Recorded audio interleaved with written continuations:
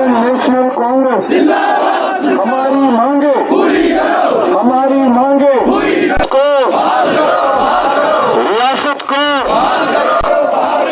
आइन को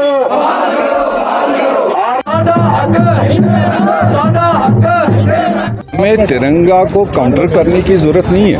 क्योंकि देश की आज़ादी कांग्रेस ने दिलवाई और आज़ादी के बाद में देश को बुनियाद डालने वाली कांग्रेस पार्टी है, देश को तरक्की के रास्ते पर लेने वाली कांग्रेस पार्टी है, देश को आइन, दुनिया का सबसे बड़ा आइन कॉन्स्टिट्यूशन देने वाला कांग्रेस पार्टी है, आइन में से झंडा क्रिएट करना कांग्रेस पार्टी है। और हमने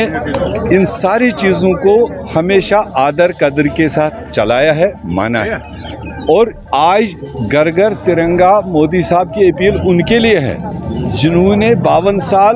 इस झंडे को हाथ ही नहीं लगाया जहां से वो पैदा हुआ है। तो कांग्रेस को समझाने की जरूरत नहीं है।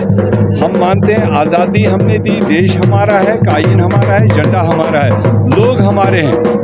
तो इसलिए कोई काउंटर की जरूरत नहीं। हमारी जो रैली प्लान हुई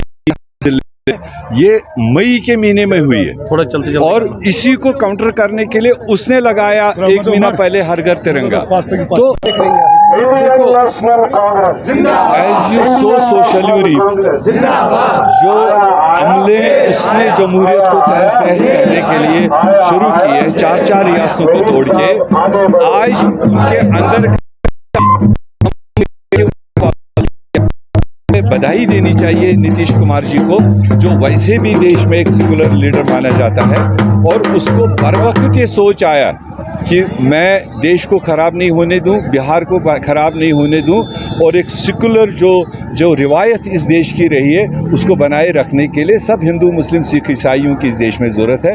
इसलिए उसने अपने आप को वहाँ से बाहर निकाला, एक सेकुलर फ्रंट के साथ अपने आप को जोड़ा। हम उसको बधाई देते हैं और बिहार के लोगों को बधाई देते हैं कि उनको ये कॉम्बिनेशन मिलेगी।